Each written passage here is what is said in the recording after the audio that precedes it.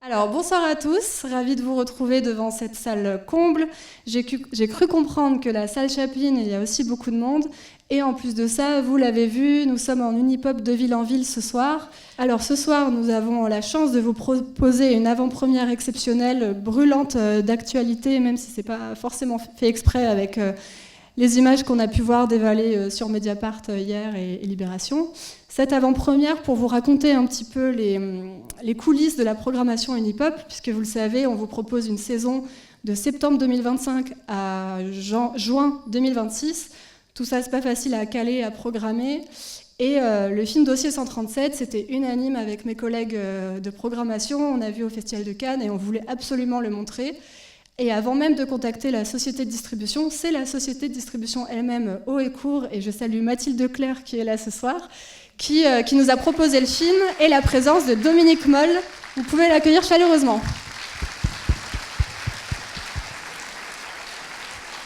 Merci Alix, merci beaucoup.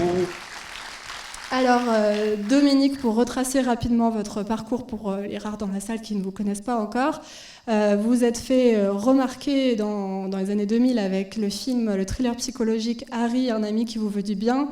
Vous aviez récolté 4 Césars à l'époque avec l'acteur Sergi Lopez. Vous avez ensuite réalisé Lemming avec Charlotte Rampling, Charlotte Gainsbourg. On pense aussi au film Le Moine avec Vincent Cassel. Et plus récemment, 3 films policiers, polars, Seules les bêtes, et évidemment La Nuit du 12, grand succès public et critique, 6 Césars, 7 avec le César des lycéens, je pense. Et on souhaite le même succès à Dossier 137 que vous allez découvrir ce soir. Je vous laisse dire quelques mots. Oui, enfin très brièvement, merci beaucoup Alix, merci de m'accueillir ici. Enfin, je suis très impressionné par cette multi-projection. Donc je salue aussi les 47 autres salles et leurs spectateurs, et un petit coucou à Laurent et Fabienne à 7 d'ailleurs. Voilà. En fait, comme on se retrouve après, je vais rien dire parce que je préfère que vous découvriez le film sans que je vous le raconte. Et puis on se retrouve après, tous, pour en parler, pour en discuter. Donc je vous souhaite une bonne projection partout en France.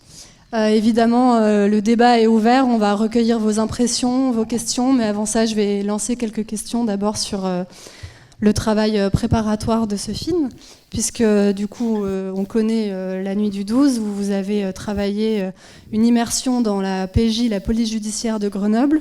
Ici c'est l'IGPN, j'ai un peu réfléchi, j'ai pas trouvé d'autres exemples de films sur l'IGPN. Il y en a pas. Ah ben voilà, c'est pour ça.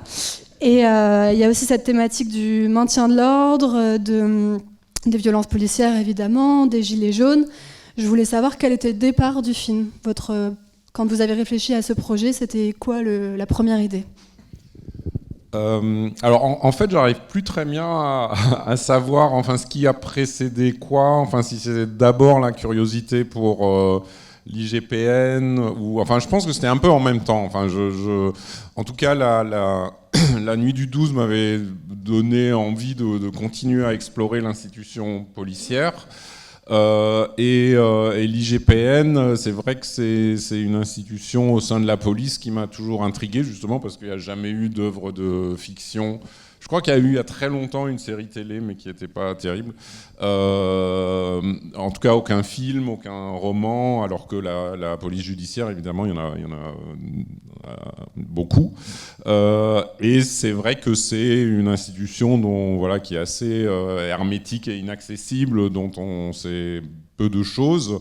Donc voilà, il y avait déjà cette curiosité de citoyen, et puis je sentais aussi que, parce qu'à travers des enquêtes journalistiques que j'avais pu lire sur des violences policières, notamment lors de manifestations, que l'IGPN était souvent critiqué en disant oui, ils sont juges et partis, c'est des policiers qui enquêtent sur des policiers, donc c'est forcément ils sont pas impartials. Et tout en sachant aussi que c'est une profession qui est mal aimée par les autres policiers sur lesquels ils enquêtent. Et voilà, le fait d'imaginer comme ça ces enquêtrices et ces enquêteurs coincé un peu entre deux feux dans une situation un peu inconfortable, me semblait être une belle promesse de fiction, enfin intéressant en tout cas. Mais je crois qu'en même temps, il y avait aussi l'envie de parler du maintien de l'ordre, plus que d'affaires de corruption, parce qu'ils enquêtent aussi sur ce qu'on appelle les ripoux, les policiers pourris, mais du coup c'est quelque chose qui reste plus à l'intérieur de l'institution policière, alors que le maintien de l'ordre, ça touche au rapport entre la police et les citoyens, donc au fonctionnement de notre démocratie, et c'est quelque chose qui me semblait intéressant de traiter à travers une fiction et à travers le film de genre. Et je crois qu'aussi assez vite, parce que quand on a commencé à écrire le scénario avec mon camarade Gilles Marchand, c'était au moment des manifestations contre la réforme des retraites, donc on aurait pu aussi le situer à ce moment-là, mais j'avais assez tôt aussi envie de le situer au moment des premières manifestations des Gilets jaunes, aussi parce que quand on s'est mis à travailler sur le projet, on parlait plus du tout des Gilets jaunes. Enfin, c'était comme si la pandémie, le Covid avait fait un grand coup d'éponge et que, en fait, il s'était jamais rien passé. Et alors que c'était un mouvement qui avait pris tout le monde de court, qui était complètement inédit parce qu'il n'y avait pas de représentants. Enfin, c'était pas un mouvement politique ou syndical.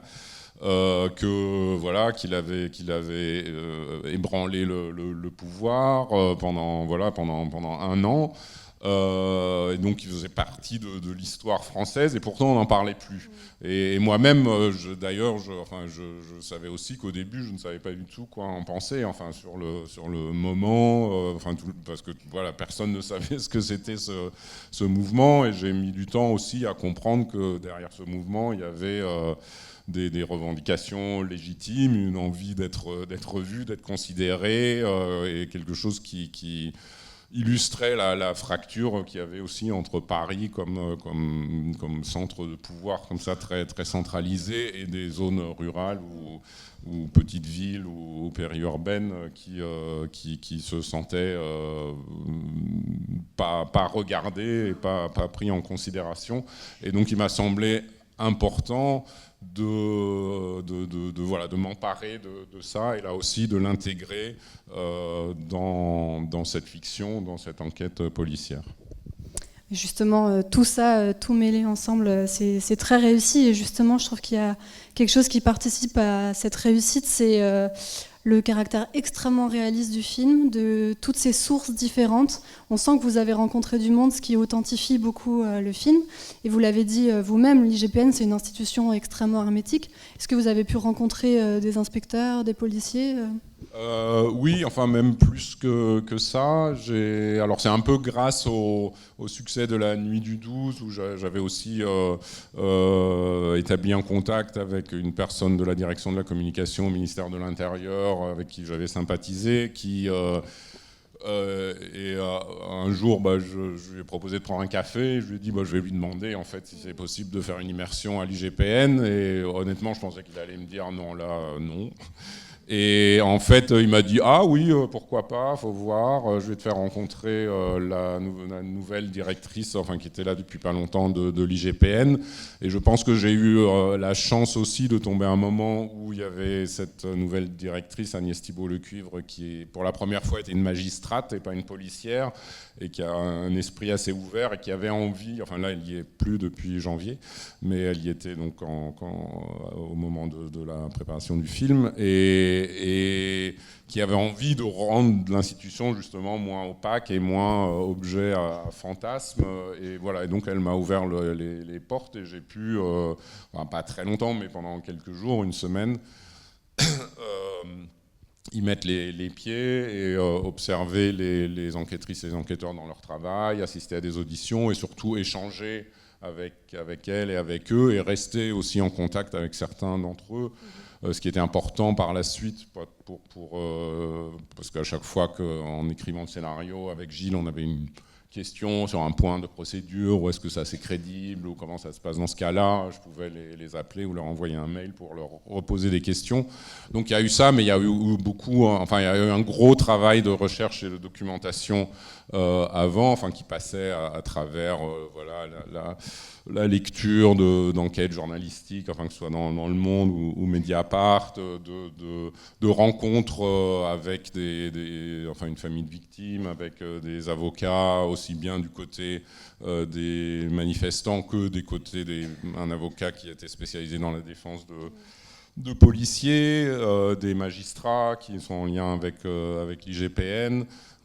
Et aussi, enfin, j'ai même, toujours grâce à ce contact au ministère de l'Intérieur, pu assister une journée dans le centre de commandement à la préfecture de Paris lors d'une manifestation, pour voir comment ça se passait.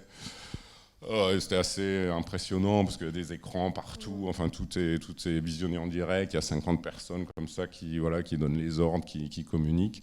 Et j'ai même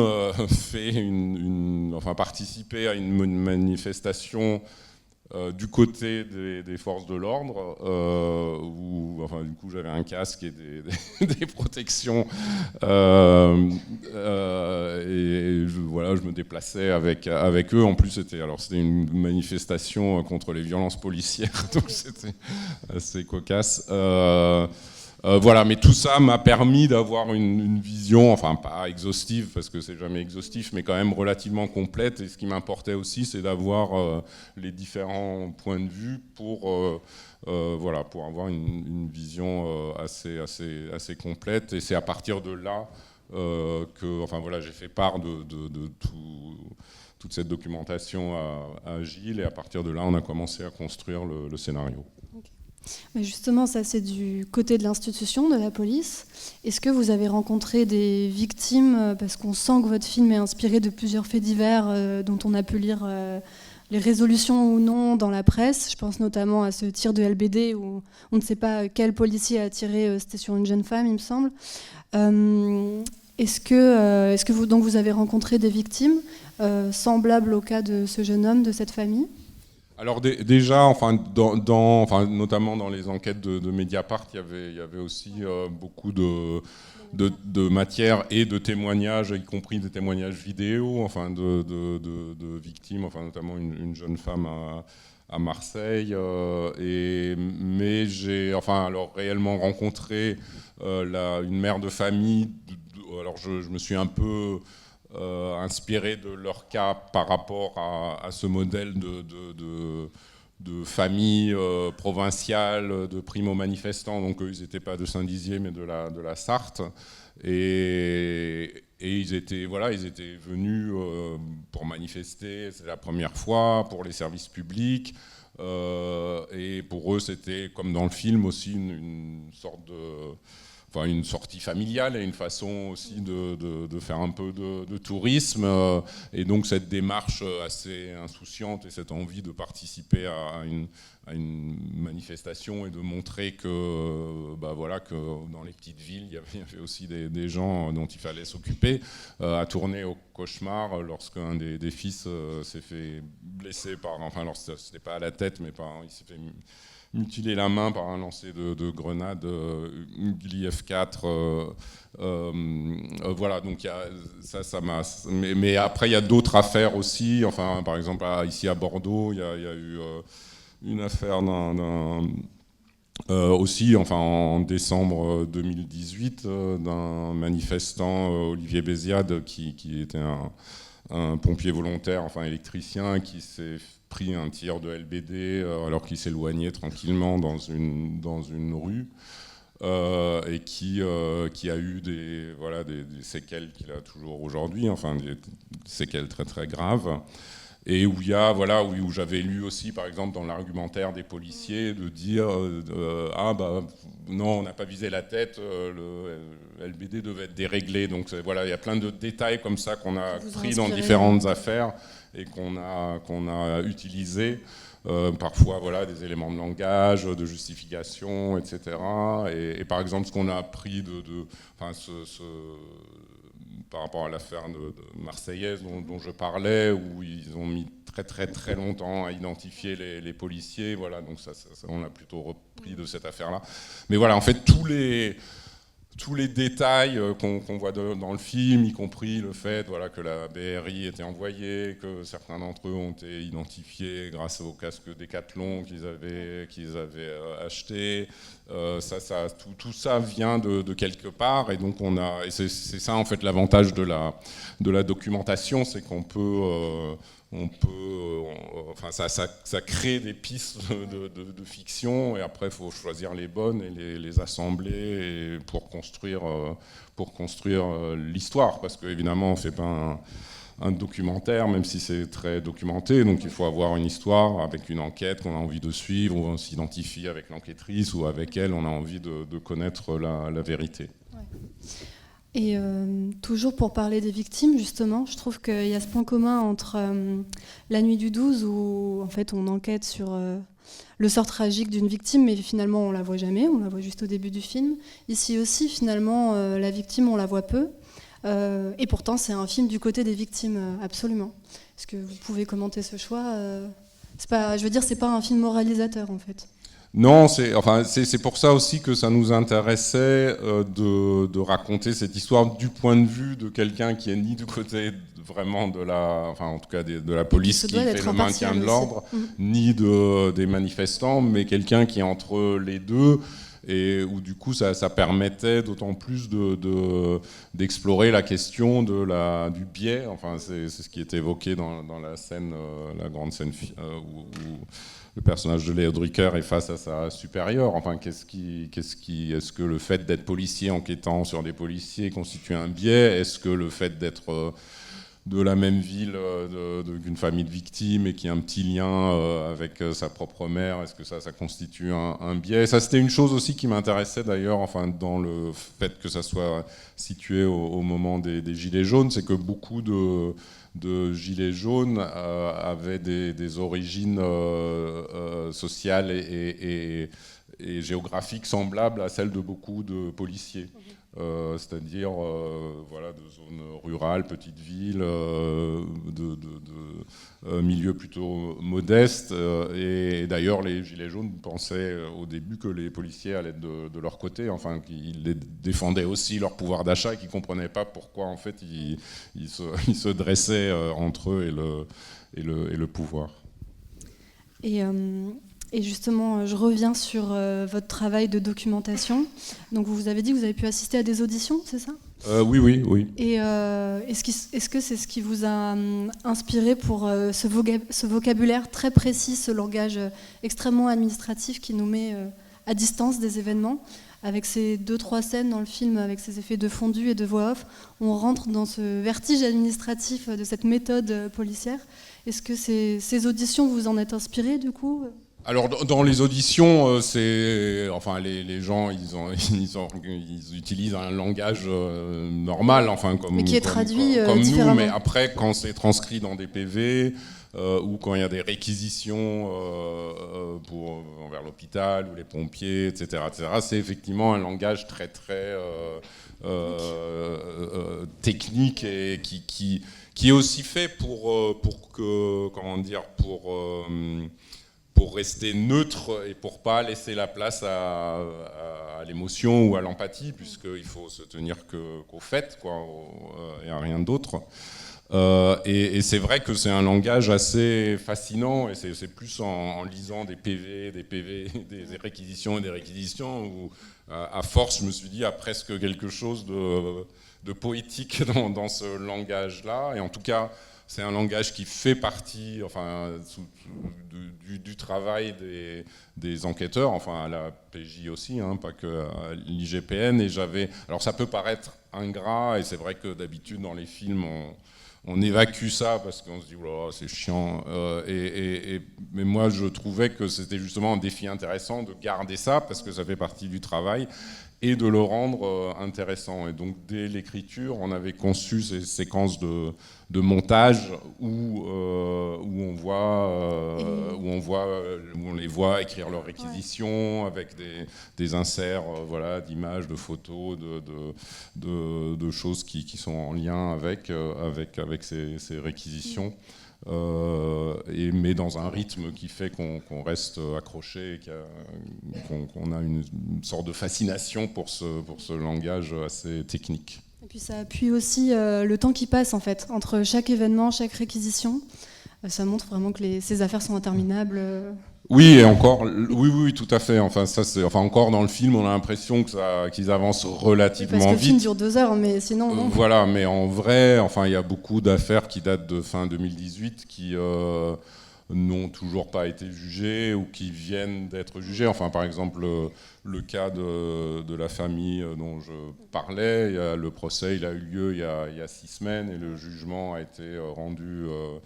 Il y a 2 semaines, et d'ailleurs c'était une relaxe complète pour le major CRS qui avait lancé la grenade, et même le principe d'imprudence dans son geste n'avait pas été retenu. Et ça, c'est évidemment... c'est ce que j'avais ressenti aussi chez beaucoup chez toutes les victimes de ces manifestants blessés. C'est d'une part que en tout cas dans toutes les affaires que moi j'ai étudiées, que c'est pas des casseurs, en fait les casseurs ils sont aguerris à ce type de conflit ou de combat, et c'est rarement eux qui se font blesser. Et ceux qui se font blesser, c'est ceux qui viennent manifester en bonne foi, qui sont là au mauvais moment, au mauvais endroit, et qui après ne sont même pas reconnus comme victimes. Et ça, c'est une deuxième violence qui s'ajoute à la violence physique, c'est qu'on les reconnaît, que le pouvoir politique est incapable de dire à un moment donné, écoutez, on s'est fait déborder, la situation était effectivement chaotique, etc. Mais ce qui vous est arrivé n'aurait pas dû vous arriver. Rien que ça, ces paroles-là, de ne pas être capable de le dire, c'est quelque chose que je trouve assez... qui me met assez en colère, de cette incapacité-là. Et après, évidemment, quand les procès se finissent avec des relaxes, c'est encore une négation de la souffrance qu'ils ont subie, quoi. Je vois que je reçois déjà des questions des salles de ville en ville, alors que le numéro n'est pas bien de s'afficher. Bon, super. Donc on va faire circuler un micro dans la salle, mais avant ça, j'ai juste une question sur Léa Drucker, magnifique en tant que personnage honnête, policière honnête. On peut applaudir Léa Drucker. On lui souhaite. Merci pour elle. Je suis bien d'accord. Ouais. Et ce que j'aime, c'est qu'en fait, elle est comme tout le monde. Elle a un chat, un enfant, elle est divorcée, elle étend son linge. Et ça fait du bien de voir une héroïne banale qu'on pourrait rencontrer dans la rue. Et en même temps, ce qu'elle fait est incroyable.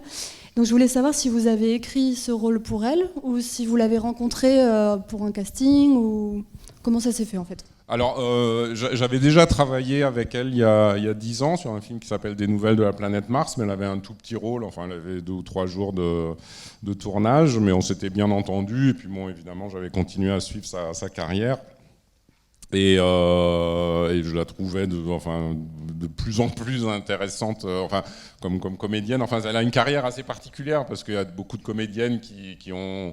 comme ça un pic de notoriété quand elles sont jeunes, et puis après petit à petit ça redescend, et elle c'est plutôt l'inverse. Elle n'était pas très identifiée quand elle était jeune, et plus ça va, plus elle a des rôles très, très impressionnants. Et donc j'ai pas écrit pour elle, mais par contre très vite pendant l'écriture, j'ai quand même pensé de plus en plus à elle. J'avais son visage en tête comme ça, et puis petit à petit j'entendais aussi sa voix, ses intonations quand on écrivait des dialogues, et donc à la fin c'était quand même comme si j'écrivais sur elle, même si c'était pas l'intention de départ, et du coup, dès que la première version du scénario était achevée, je lui ai tout de suite proposé, elle a tout de suite dit oui, et voilà. Donc, et voilà, je trouve vraiment que c'est une comédienne extraordinaire et magistrale. Ouais, je suis d'accord. Alors, il y a une question à Pessac, juste au devant. Bonsoir et merci pour ce film exceptionnel. Je voulais savoir, vous avez évoqué durant la préparation du film pas mal de contacts avec au ministère de l'Intérieur et puis à l'IGPN et tout. Est-ce que ces gens ont eu l'occasion de voir le film depuis et qu'est-ce qu'ils en ont pensé ?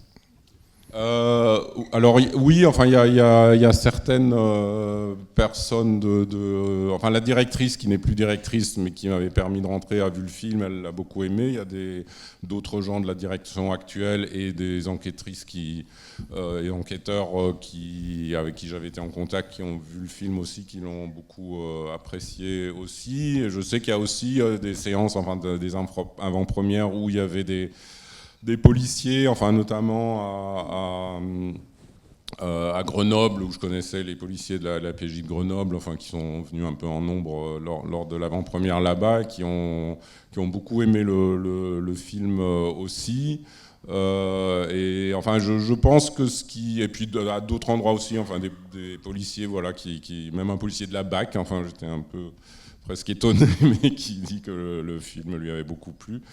Et après, il y en a sûrement aussi à qui le film ne plaît ou ne plaira pas, hein, ça c'est clair. Mais j'ai l'impression que ce qui valorise, c'est le fait de ne pas être manichéen et de montrer, enfin plutôt que d'asséner des vérités. Enfin moi ça me tenait à cœur ça aussi. Enfin je j'aime pas non plus le terme dénonciation. Enfin je préfère le principe de questionnement, enfin de questionner et d'essayer de comprendre comment on peut en arriver là, parce que ça se résume pas au fait qu'il y ait certains policiers qui aient un problème avec la violence, enfin ce qui est clair, mais il y a aussi toutes les strates au-dessus, enfin même s'il n'y a pas de représentants politiques dans le film, on sent bien que les éléments de langage qui sont distillés, comme la République est en danger, enfin donne aussi une légitimité aux membres de forces de l'ordre qui ont envie de taper du manifestant. Voilà, donc toute cette... enfin, comme le dit un des enquêteurs de l'IGPN dans le film, il dit je comprends les collègues, on les envoie en première ligne et quand il y a un problème, c'est eux qui sont pointés du doigt. Et c'est vrai que l'hierarchie policière où le pouvoir politique ne se retrouve jamais sur le banc des accusés, enfin ce qui peut aussi, enfin ce qui est problématique aussi. Alors j'ai une question de Lauriane dans une salle de Ville en Ville qui vous demande pourquoi avoir choisi la ville de Saint-Dizier comme ville d'origine de la victime. Alors il y a plusieurs raisons. Enfin une, c'est que enfin ma mère est originaire de la Meuse, donc j'avais voilà, pour des raisons un peu je sais pas, sentimentales, envie de situer la ville dont sont originaires Stéphanie et la famille de manifestants dans l'Est. Et puis après, voilà, j'ai testé comme ça plusieurs villes en me renseignant dessus, etc. Enfin, par exemple, Bar-le-Duc, qui est une ville un peu plus bourgeoise, alors qui m'intéressait moins, et Saint-Dizier en m'y intéressant. Enfin, il y avait plusieurs choses qui... Voilà, c'est une ville qui a beaucoup souffert de la désindustrialisation, où le taux de chômage est assez haut, où le mouvement des Gilets jaunes était assez actif. Il y avait aussi cette base aérienne qui fait que la ville survit économiquement maintenant, qui est cette présence des rafales qui était intéressante. Voilà, donc il y a eu et aussi je voulais une ville dont la plupart des gens ne sauraient pas la situer sur une carte. Un patelin, après, je dois avouer que quand j'ai lu la liste de toutes les villes qui participent à l'Unipop. Il y en a plein où je me disais, mais c'est où ça? Donc, moi-même, je suis assez nul en géographie, j'avoue. Donc, je m'excuse auprès des spectateurs de toutes ces villes dont je ne sais pas très bien où elles se situent. Voilà, donc c'était cet ensemble de raisons. Il y a une question juste ici, à droite, dans la salle. Oui. D'abord, merci pour cette œuvre à la fois rigoureuse et pleine de délicatesse. J'espère qu'elle sera accueillie favorablement dans les écoles de police. J'aimerais bien le montrer, le film, dans les écoles de police et échanger avec eux. Ouais, Tout à fait. Il se trouve que hier soir, j'ai vu les vidéos qui sont parues sur Mediapart. On en parlait au début. J'ai une question qui va vous paraître horriblement technique, mais dans les vidéos de Mediapart, on voit la hiérarchie qui impose le tir tendu des LGB alors que c'est formellement interdit. Or, dans le film, les 2 tirs sont des tirs tendus. Alors, moi je ne suis pas un grand expert, est-ce qu'en 2019 c'était déjà interdit? Et est-ce que vous avez eu à traiter de ça avec l'IGPN? Alors c'est deux. En fait, il y a 2 choses différentes. Les LBD, c'est toujours des tirs tendus parce que l'idée c'est de toucher avec les. Ce sont les grenades qu'on doit lancer à la verticale. Voilà, donc les tirs de LBD. Il y a des règles aussi, enfin on n'a pas le droit de viser la tête, ça peut être que le torse et les membres, mais c'est forcément toujours des tirs tendus. Là, quand il parle de tirs tendus ou pas tendus, c'est des lance-grenades lacrymogènes ou grenades de... Non, c'est que les grenades lacrymogènes. Et les grenades lacrymogènes doivent être tirées en cloche, enfin ce qu'on appelle en cloche, pour qu'elles explosent au-dessus des manifestants et dispersent des palets qui tombent du coup entre les manifestants et qui libèrent du gaz lacrymogène. Mais évidemment, quand on fait un tir tendu avec ce type de grenade et que quelqu'un les reçoit... Enfin, il y a eu un cas d'ailleurs, Place d'Italie, il y a eu un cas en Place d'Italie à Paris où... enfin, c'était le préfet, c'était Didier Lallemand à l'époque qui organisait sciemment des nasses, enfin, pour empêcher les manifestants de partir, et après faisait tirer des grenades. Et il y a un tir tendu qui a fait perdre un œil à un manifestant alors qu'il était en train de discuter. Donc c'est quelque chose de très dangereux, et ça c'est complètement interdit. Et c'est vrai que dans les images de Sainte-Soline, on entend un supérieur hiérarchique direct qui dit non, tir tendu, enfin ce qui effectivement est complètement interdit.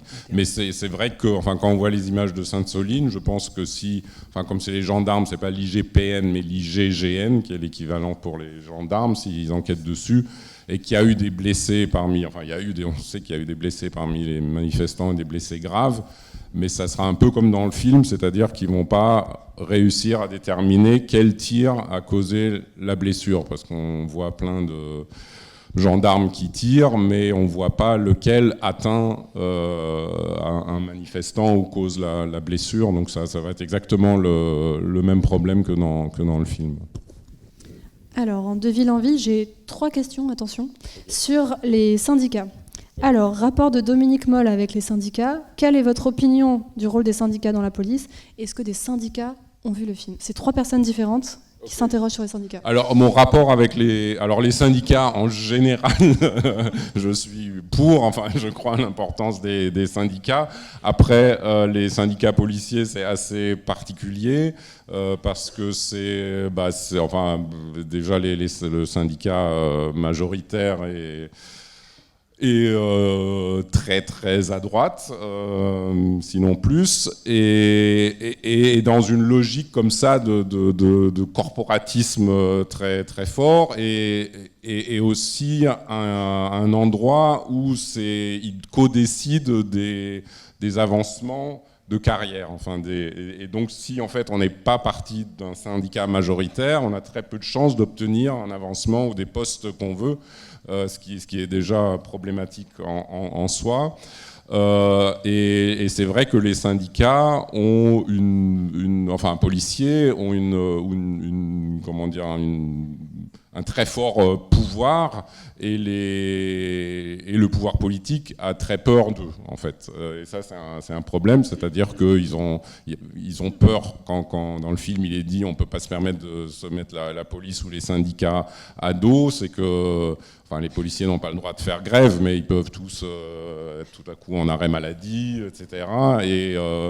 Et donc ils ont un pouvoir très fort et c'est un des problèmes de ces situations aussi, c'est que le pouvoir politique n'ose pas nommer les choses, enfin n'ose pas dire il y a des policiers qui ont un problème avec la violence, qui sont violents et qui ne devraient pas être dans la police, ce qui ne veut pas dire qu'on dit que tous les policiers sont violents, mais on a l'impression qu'ils ne sont même pas capables de dire ça par peur que de se faire lâcher par justement les syndicats et toute la profession. Et donc ça, c'est assez quand même très problématique. La troisième question sur les syndicats, c'était quoi ? Est-ce que des syndicats ont vu le film ou vont voir le film ?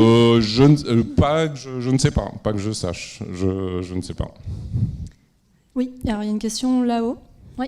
Oui, bonsoir. Alors déjà merci pour le film. Et, ok. Juste ici. Oui, ça y est, je vous vois, merci. Et j'avais une question pour vous, et plus particulièrement sur votre travail d'auteur et de cinéaste. Depuis tout à l'heure, on a beaucoup parlé de votre précédent film, La Nuit du 12, qui a été un succès critique assez important et qui est passé au public et critique, oui, et qui est passé par le Festival de Cannes, qui a remporté le César de meilleur film. Et je voulais savoir, après avoir réalisé un film comme ça, comment on réfléchit à faire un nouveau film, du coup, là, avec Dossier 137 ? Comment on se renouvelle, est-ce qu'il y a de l'appréhension ou de faire moins bien potentiellement, ou alors est-ce que ça impacte le processus de création cinématographique ? Alors je pense que ça dépend des individualités et aussi du moment où on en est à sa carrière. Enfin, je sais que après mon film Harry, un ami qui vous veut du bien, qui a été un gros succès, et c'était mon deuxième film. Enfin, après coup, je sens que ça avait été pour la suite un peu paralysant. Et d'ailleurs, j'ai mis 5 ans avant de faire le film suivant, et je pense que c'était pas pour rien. Là, j'ai un petit peu plus de bouteilles, et donc non, c'était plutôt encourageant.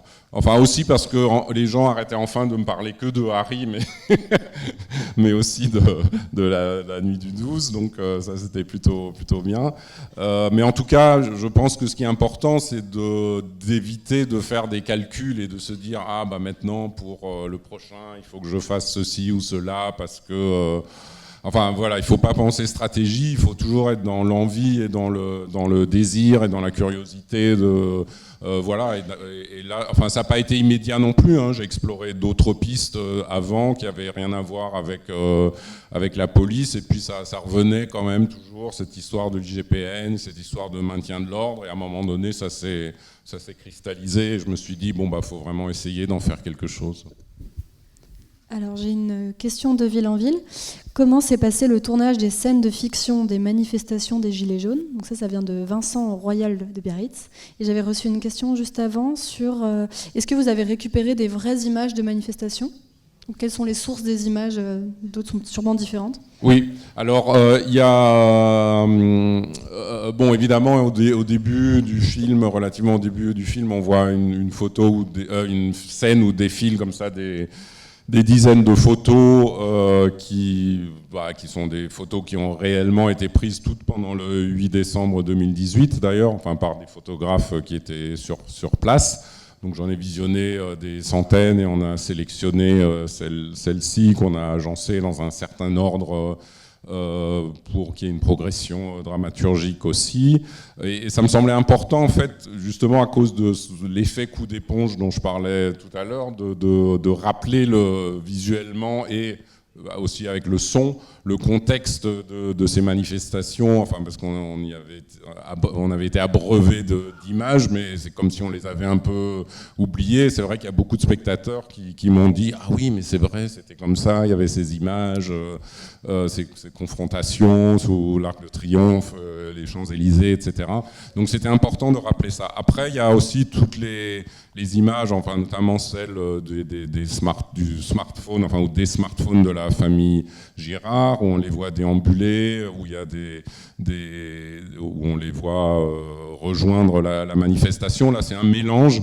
Là aussi, j'ai visionné des heures et des heures de vidéos tournées par des journalistes le 8 décembre. J'ai sélectionné certains plans en me disant, tiens, celui-là, on peut s'en servir pour faire comme un contre-champ avec nos comédiens et des figurants gilets jaunes ou figurants CRS. Donc par exemple, il y a une scène, des plans vidéo comme ça où on voit la famille Girard qui chante « On est là, même si Macron ne veut pas, on est là ».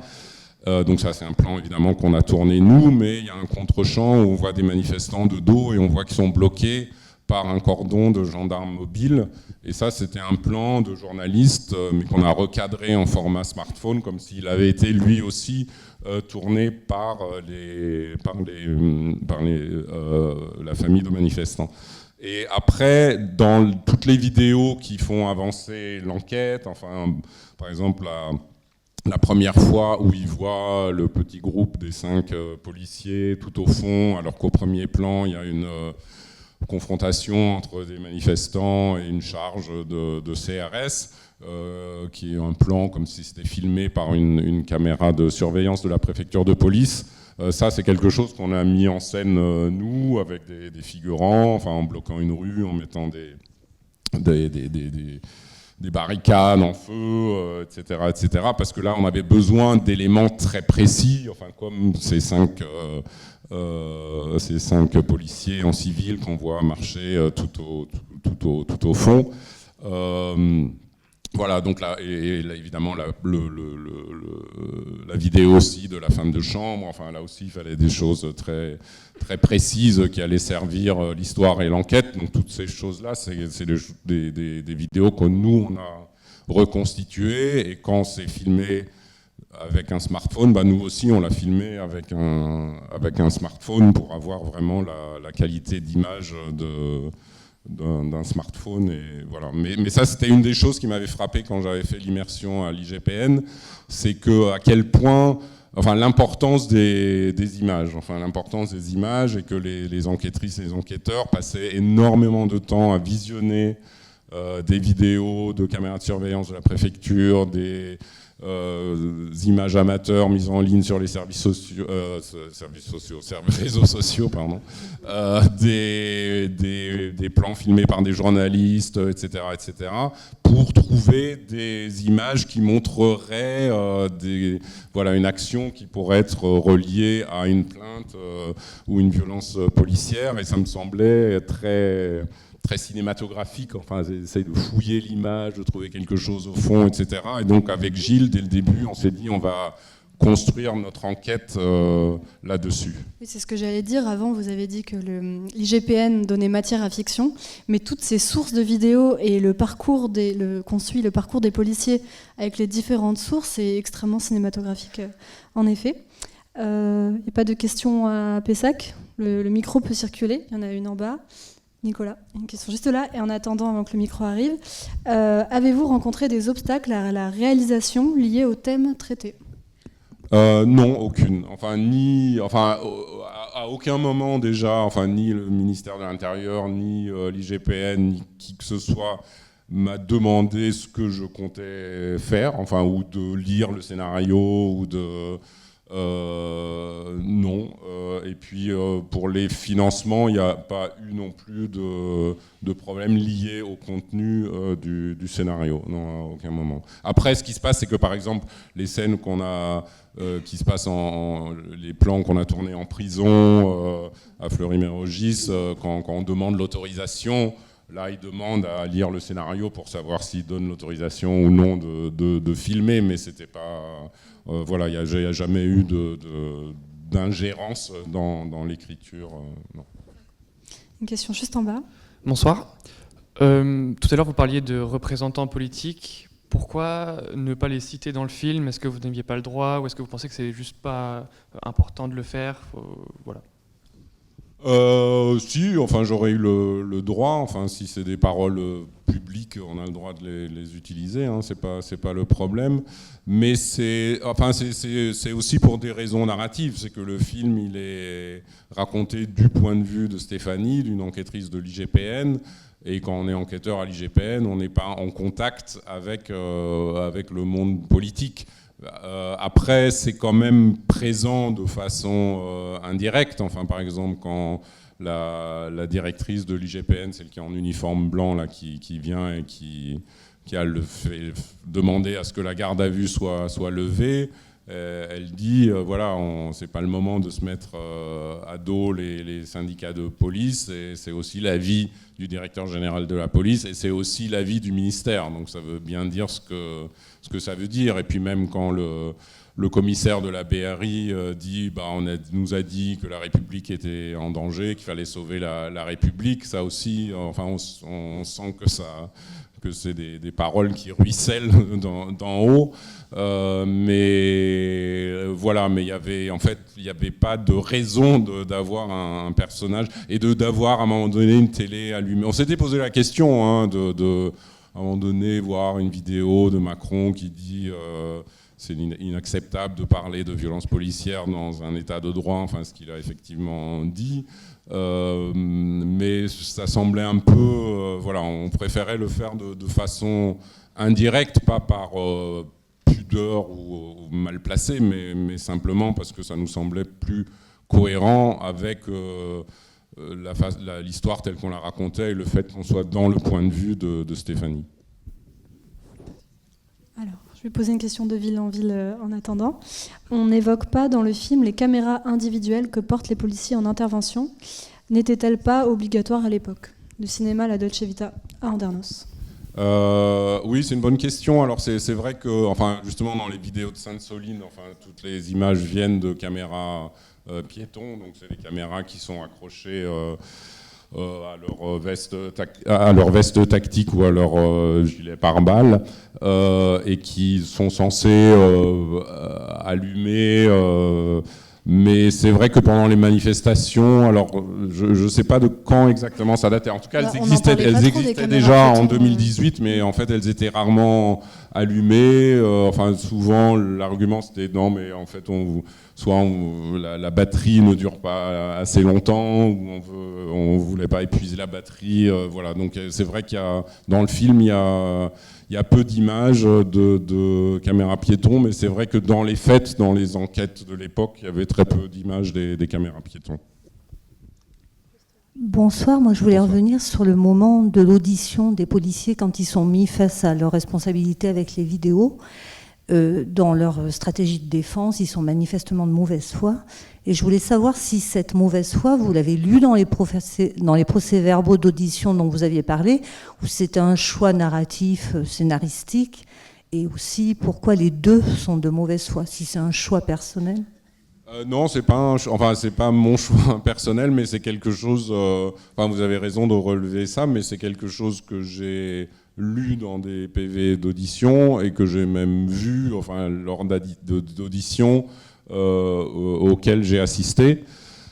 Et c'est vrai que c'est une sorte de stratégie. Alors je sais pas si c'est leur avocat qui leur conseille ça, mais de ne jamais admettre la moindre faute. Le CRS au tout début dans la première scène est un peu une exception puisqu'il admet, il aurait du mal à le nier, mais il admet ce qu'il a fait. D'ailleurs, ce qui est intéressant, c'est que, parce que ça aussi s'est inspiré d'une vraie histoire, il y avait une vraie vidéo qui circulait avec un CRS qui lançait un pavé.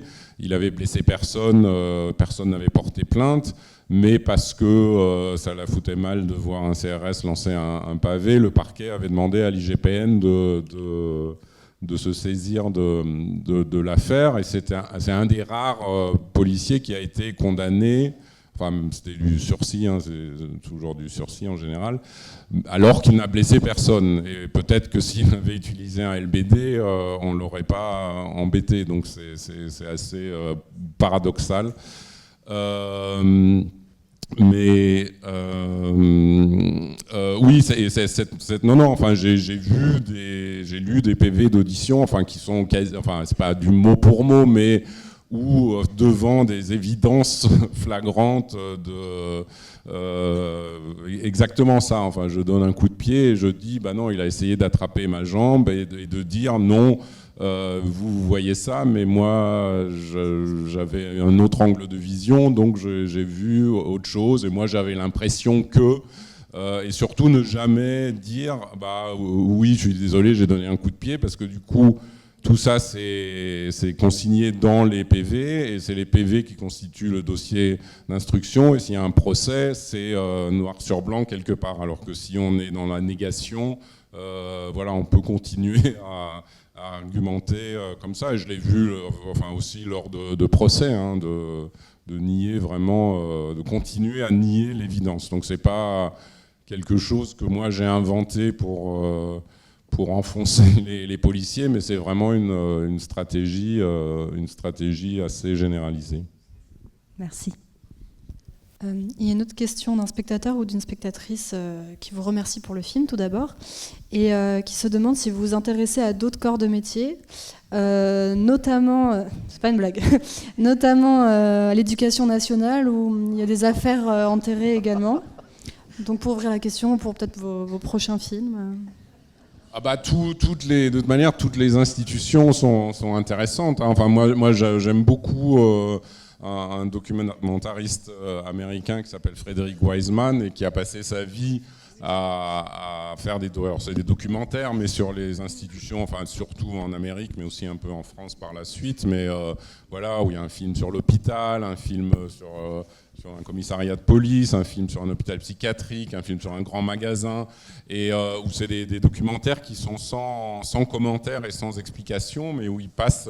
Et à l'époque aussi, il n'y avait pas le problème de droit à l'image, donc il était vraiment en immersion avec sa caméra, une toute petite équipe, il pouvait filmer, enregistrer, enfin assez librement. Et après, dans la façon de monter et d'agencer les images, on comprend petit à petit le fonctionnement au sein de cette institution, les rapports de pouvoir, la hiérarchie, etc. Et c'est vraiment passionnant, et je trouve que enfin, cette personne qui pose la question a raison. Enfin, tout l'hôpital, c'est intéressant, mais après il y a d'autres gens qui le font. Enfin, sur l'éducation nationale, il y a Entre les murs de Laurent Cantet, enfin pour lequel il a eu la Palme d'Or d'ailleurs. L'hôpital, il y a Thomas Lilti qui fait des choses formidables, mais voilà, enfin toute institution, c'est vrai est intéressante si on se penche réellement dessus et qu'on essaye d'en comprendre le fonctionnement. Après, il faut aussi trouver une histoire, des personnages qui vont incarner cela. Mais voilà, je ne sais pas, enfin je ne sais pas encore quel sera mon prochain projet, mais voilà. Alors une question par là-bas. Oui. Ah, au milieu. Oui, merci pour ce film témoignage. Vous êtes où, pardon ? En plein milieu. Ah ok, là, d'accord, voilà. très bien, merci. Une question. Dans votre film, à plusieurs reprises, que ce soit la femme de ménage, la maman de la victime, elles remettent en cause finalement l'intérêt de l'IGPN, puisque finalement, est-ce qu'il y a des policiers qui sont exclus, etc., radiés ? Et au-delà de cette question, est-ce que vous avez l'impression, après votre immersion dans tous ces faits divers, les enquêtes, que la justice française est impartiale sur ces sujets ? C'est une bonne question. Alors, par rapport à la question, est-ce que l'IGPN sert à quelque chose ? Effectivement, enfin, on lui renvoie 2 fois à Stéphanie. De toute manière, ça changera rien. De toute manière, votre métier, vous le faites peut-être bien, mais ça sert à rien. Donc il faut savoir que c'est pas l'IGPN qui décide de sanctions, d'une mise en examen. C'est comme pour une enquête criminelle, il mène l'enquête et ensuite c'est le parquet qui va décider de donner suite ou non. Donc on peut aussi se poser la question du parquet, des procureurs. Enfin, est-ce que eux sont biaisés aussi ou non ? Pareil pour les juges. Enfin, après, il y a aussi quelque chose d'assez qui peut être assez aléatoire dans le sens où, enfin, le procès auquel j'ai assisté là récemment, auquel je faisais référence, le président du tribunal a décidé la relaxe Peut-être que si ça avait été un autre, il aurait retenu au moins le principe d'imprudence ou autre chose, je ne sais pas trop. Mais en tout cas, ce qui est vrai, enfin, je reviens à ce que j'ai dit tout à l'heure, je crois, enfin, sur enfin, pour moi, ça a beaucoup à voir avec le pouvoir politique et leurs paroles. Et tant qu'ils refusent, qu'ils sont incapables de dire il y a des violences policières, et aujourd'hui on en est à un point où on dit non, les violences policières ça n'existe pas. Alors on le fait en citant Max Weber, enfin tout à coup tout le monde a lu Max Weber, et donc en disant oui, Max Weber a dit que l'État avait le monopole de la violence légitime. Alors déjà, il n'a pas dit ça, il a dit que l'État revendique le droit à la violence légitime. Et même ça, enfin, le concept même de violence légitime me paraît complètement enfin pas absurde, mais fou. Si absurde, parce que pour moi la violence a forcément quelque chose de gratuit, donc de dire que l'État peut avoir le monopole de la force, de l'utilisation de la force, ça, oui, mais de dire déjà il a le monopole de la violence me semble déjà très problématique, quoi. Et après, donc puisqu'il a le monopole de la violence, il n'y a pas de violence illégitime. Et tant qu'on reste là-dedans, et tant que le pouvoir politique n'arrive pas à dire il y a des policiers qui ont un comportement qui est inadmissible et qui ne devrait pas être dans la police, on ne va pas avancer. Et voilà, donc c'est que ça qui peut réellement changer les choses, une parole politique forte. Mais pour l'instant, on n'en est pas là, ça c'est sûr. Pour une dernière question, j'aurais une question sur votre travail avec Gilles Marchand, puisque vous faites un compagnonnage depuis votre sortie d'école, l'IDEC, l'actuel FEMIS. Donc vous êtes tous les deux cinéastes et scénaristes, donc j'imagine que quand vous écrivez, vous imaginez aussi la mise en scène et vous devez sûrement vous aider là-dessus.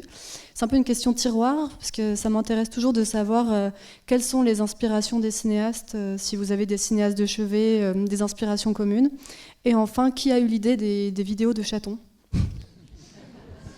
Alors c'est vrai que la collaboration que j'ai avec Gilles est quelque chose de très, très précieux. Enfin, ça fait 41 ans qu'on se connaît, et on a effectivement déjà à l'IDEC, à l'école de cinéma, travaillé sur les courts-métrages des uns des autres. Et puis après, on a coécrit la plupart de mes films. On a coécrit les scénarios des films de Gilles aussi, puisqu'il est aussi réalisateur. Et c'est vrai que l'avantage, c'est qu'on pense dès l'écriture, tous les deux déjà, mise en scène, réalisation, et voilà, quelle situation peut être intéressant à réaliser. Voilà, et puis oui, on a des cinéastes de référence. Enfin, on n'en parle pas tout le temps non plus, mais on est tous les deux des grands admirateurs à la fois d'Alfred Hitchcock et de David Lynch, mais bon, de plein d'autres, de Kubrick, enfin plein d'autres aussi. Et alors les vidéos alors le chat, les chatons, les chats, c'est Gilles.